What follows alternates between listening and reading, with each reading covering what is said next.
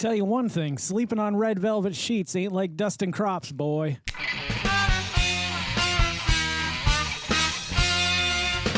Greetings and welcome back to another red velvety episode of the Vodkast. I'm your host as always, Geycen Oliver. Today on the menu is the red velvet peanut butter cups. Now this is kind of interesting because the packaging didn't jump out at me. Like I would have thought, especially if they're marketing this for Valentine's Day, you would have gone with a little bit more of a red. This is more like a rusty brown color almost.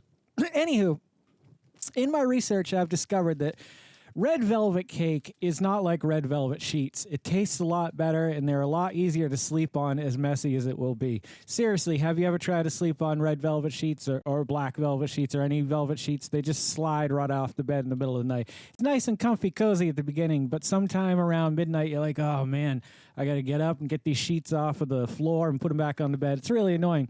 You don't run into those annoyances with red velvet cake, and red velvet cake is a flavor I was completely unfamiliar with until I moved to the South here in Virginia.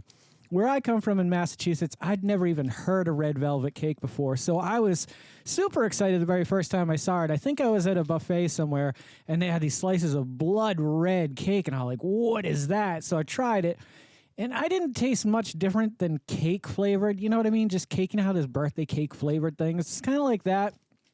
But from my understanding, there is an increased vinegar amount, so it gives a little bit more of a tartness to their chocolate vanilla-y combination, more of a cocoa rather than a chocolate, and definitely leaning probably more towards the vanilla side of things. So I don't know where they're cramming the cream cheese into this, though, because I feel like if you're going to have a red velvet cake, it has to have that cream cheese frosting. That's part of the whole experience, and I'm hoping that somehow they've incorporated it into the red chocolate. Without further ado, why don't we bust into these, take a look at it. I'd really like to see what they look like, if they're any more red than the red that's on this package, or brown, or rust color, or whatever you want to call it. Oh yeah, that's weird. That's weird to open up a peanut butter cup and just see red. Like, that's uncommon. I've never seen that before. I've seen green. I think they've done a ghoulish green one. I know they've done the marshmallow one. They've done a banana one that might have been yellow on top. I can't quite remember what they did with that one. But this, they went straight red. My only thing is like, why not just make the whole damn thing red? Like, you're trying to relay this red velvet flavor, this red velvet cake flavor. Of course, you've already got the chocolate peanut butter, which all, peanut butter cups have.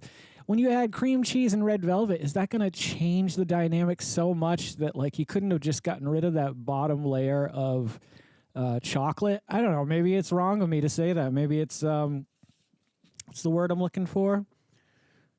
One that's, like, anti-religious. I can't remember the term for it, nonetheless. Let's give it a whirl and see if it's any different than a regular peanut butter cup.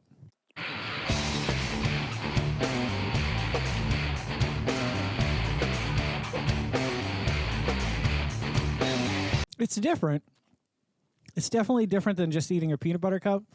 I did detect a little bit of that sharp tanginess, especially of the cream cheese frosting coming through. How they managed to cram that in there with all these other flavors and make it shine, I don't know. It's up to their wizards to figure out how to do that, but they did a good job at it. This is distinctly different than a normal peanut butter cup, and I don't know if I love it so much. I don't hate it, but given a peanut butter cup and trying one of these, I don't know. It does definitely add some kind of dynamic that's never been introduced into a peanut butter cup before. I really like it a lot. I wish there was a little bit more red velvety cream cheesy in there, but it's definitely there. It's definitely detectable. It's not hidden in the background whatsoever.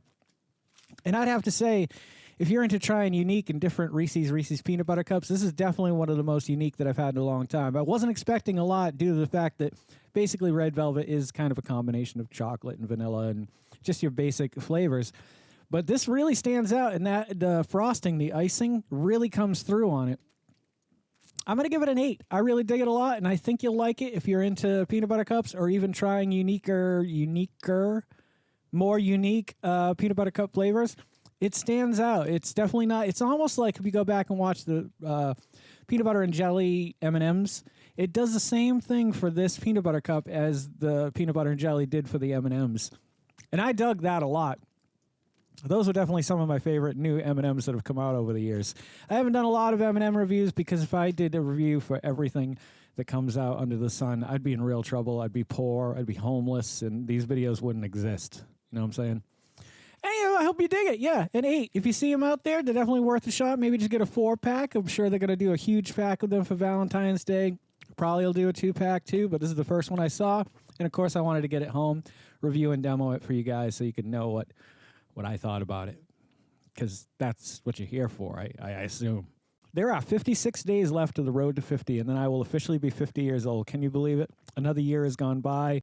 This all started with the road to 40 10 years ago, something that I didn't know where it was going to take me, but I'm really happy with where the road has taken me, and I look forward to another year. 2025 of being some great videos. Obviously, there are going to be some content changes coming along. A lot more interactivity with some of my friends and maybe with some of you guys if you're interested in joining the Patreon account. There are 4 tiers starting at $3 all the way up to $20. Gets you a little bit more integrated in the podcast, gives you a voice here. And like I said, it's never expected but always appreciated. So thank you guys for checking this episode out. And if you guys are loving the content I'm creating as much as I love creating the content that you guys are watching, would you please consider subscribing to the channel? I'd love to get to 700 by the end of February, the end of the road to 50. We're about 10 off right now. I have all the faith in the world in you guys and this channel that we will get there before that date. Don't forget to make somebody smile today and make yourself a better person tomorrow than you were today tomorrow. Let's make the world spin a little bit happier and a little bit more red velvety. Together, let's sing and dance in the sun and in the rain is one, my brothers and sisters. Live life to the fullest and love every moment of it because you just never know when that last moment's going to come for you. However, never live in fear of that moment. Always live in love, but never let your inner child die. Take care of yourselves, take care of one another, and take care of those around you who cannot take care of themselves, for they are the ones that need it the most. And if no one has told you today that they love you, the Vodkast loves you very much, just the way you are. All right, guys, do no harm. I'm Geycen Oliver. This is the Vodkast, and I'll catch you guys a little bit further on down the road to 50. Take care, my friends, and happy adventuring. Don't go to sleep with a catch it in your pocket.